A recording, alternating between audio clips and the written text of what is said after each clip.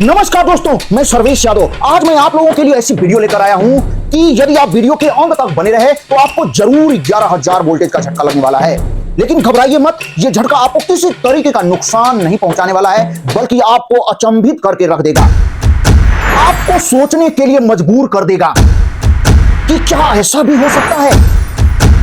एक एरोप्लेन उड़ान भरता है, 24,000 फीट की ऊंचाई तक पहुंचता है, तभी अचानक प्लेन का छत गायब हो जाता है। बिना छत के यह प्लेन आसमान में उड़ रहा होता है। अब तो प्रश्न बनता ही है, क्या इस प्लेन की लैंडिंग सुरक्षित रूप से हो पाएगी? क्या इस प्लेन में बैठे सभी यात्री मौत के मुंह से बाहर निकल पाएंगे? आइए इन प्रश्नों के उत्तर को इस वीडियो में ढूंढने की कोशिश करते हैं।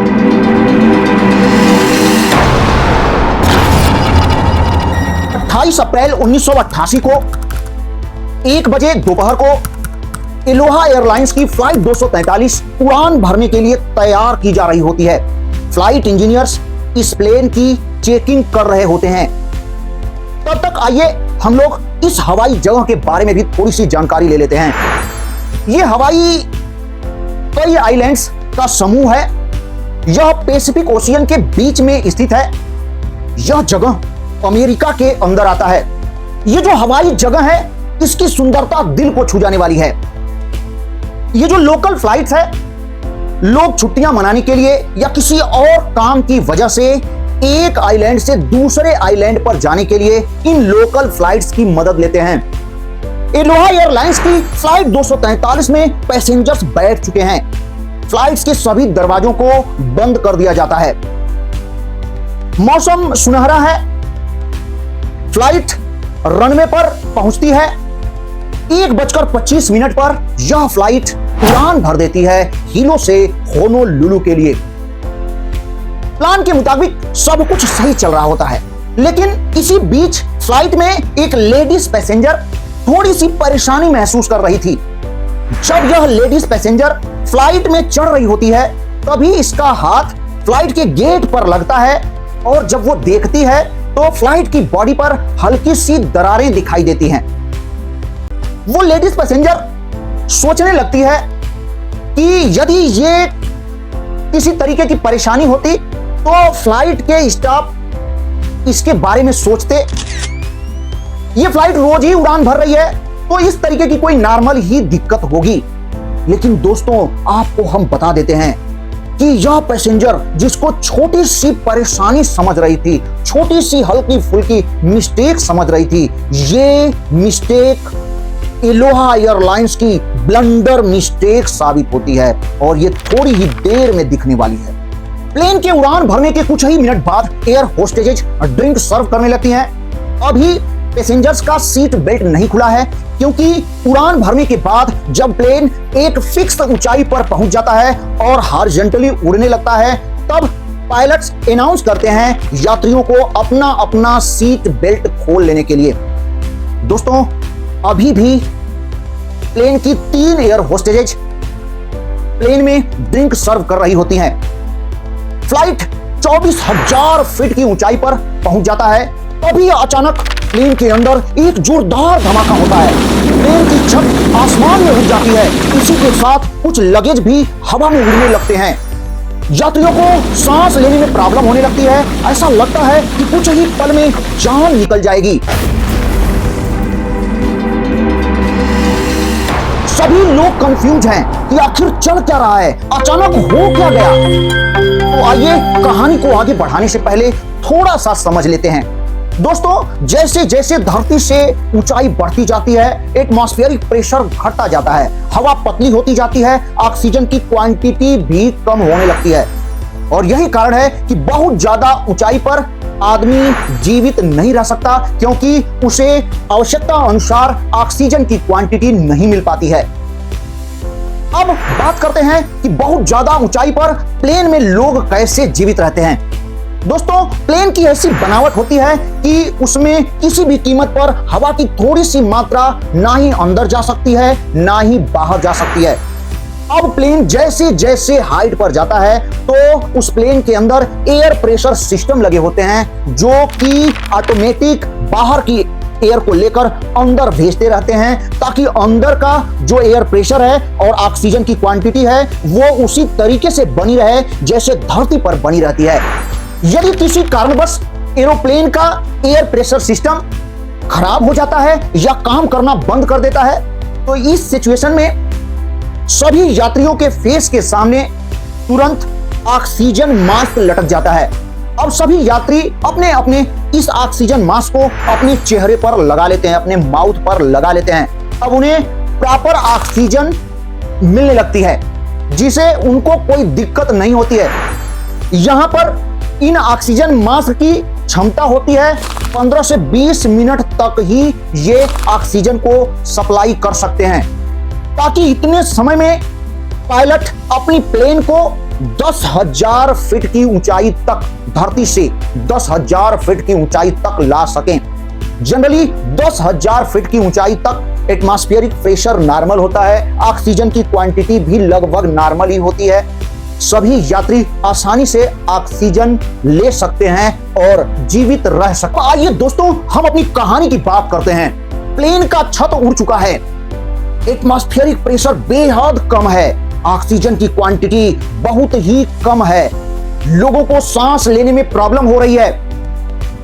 प्लेन के छत के उड़ने के साथ ही ऑक्सीजन मास्क सिस्टम भी क्षतिग्रस्त हो चुका है। एक air hostess Mitchell Honda call के द्वारा पायलट से संपर्क करने की कोशिश कर रही हैं, लेकिन उधर से कोई जवाब नहीं मिल रहा है। दूसरी एयर होस्टेज सीबी लॉन्सिंग प्लेन की छत उड़ने के साथ ही हवा में उड़ गई।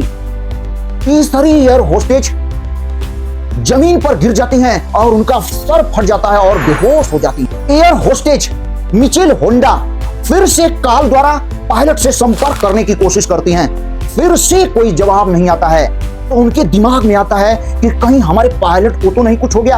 अब ये मिचेल जमीन पर रेंगते हुए यात्रियों से पूछना शुरू करती हैं कि क्या आप प्लेन उड़ा सकते हैं, क्या आपको प्लेन उड़ाने आता है, क्या आपको प्लेन उड़ाने आता है। जब ये बात प्लेन के यात्री सुनते हैं तो उनके पैरों तले जमीन खिसक जाती है कि आखिर हमारे पायलट को क्या हो गया। अब इस प्लेन को उड़ाएगा कौन, अब तो प्लेन क्रैश ही हो जाएगा, अब तो हमारी जिंदगी को कोई भी बचा नहीं सकता। सभी लोग माथे पर हाथ पटक लेते हैं।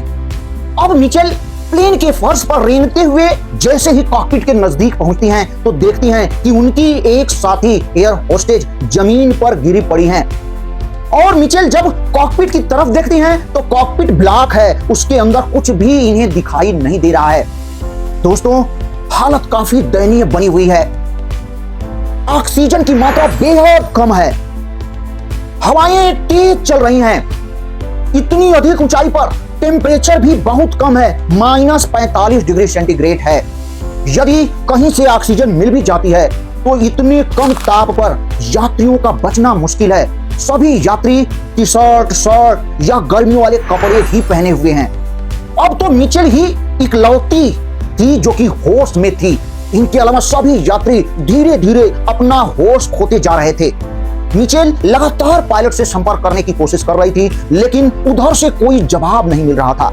दोस्तों लेकिन इसी बीच एक अच्छी खबर थी। वो अच्छी खबर ये थी कि दोनों पायलट अभी भी जिंदा हैं। जिंदा ही नहीं, उनके ऑक्सीजन मास्क भी काफी बढ़िया तरीके से काम कर रहे हैं। हुआ ये था कि जैसे ही एक धमाका होता है तुरंत दोनों पायलट की निगाहें पीछे की तरफ जाती हैं कॉकपिट से और ये देखते हैं कि प्लेन की छत गायब हो चुकी है।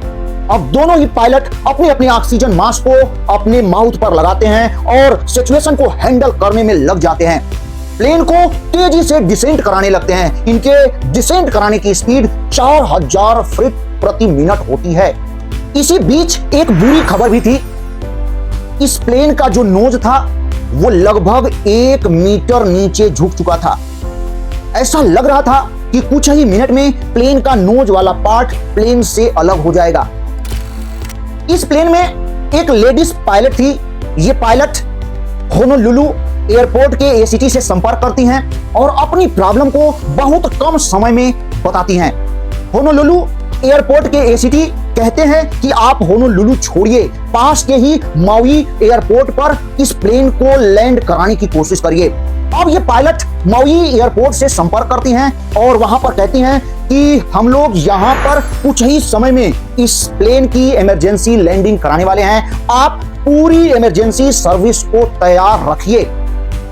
दोस्तों, तब तक यह प्लेन 14,000 फीट की ऊंचाई पर आ चुका था। इस ऊंचाई पर लगभग एयर प्रेशर नॉर्मल हो जाता है और ऑक्सीजन लेवल भी नॉर्मल हो चुका है। सभी यात्री होश में आ चुके हैं। थैंक्स कहिए कि हाइपोक्सिया नहीं हुआ।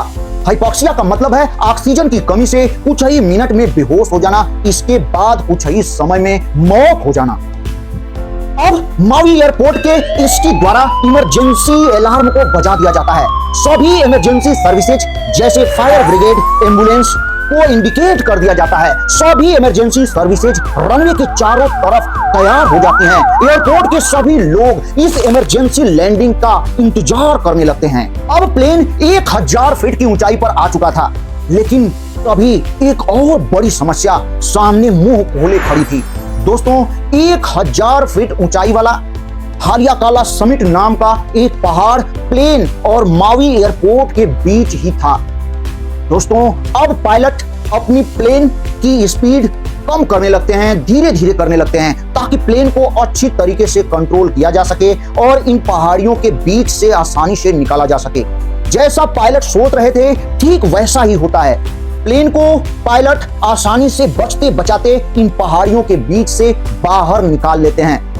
अब जाकर यात्रियों को महसूस होता है कि हमारे पायलट होश में हैं और हमारी जान बचने का चांस है। अब तक जब प्लेन तेजी से नीचे आ रहा था तो सभी यात्रियों को यही लग रहा था कि अब तो हमारा प्लेन क्रैश होने वाला है, हमारा पायलट बेहोश हो चुका है, अब हमारे जिंदा बचने का कोई चांस नहीं है।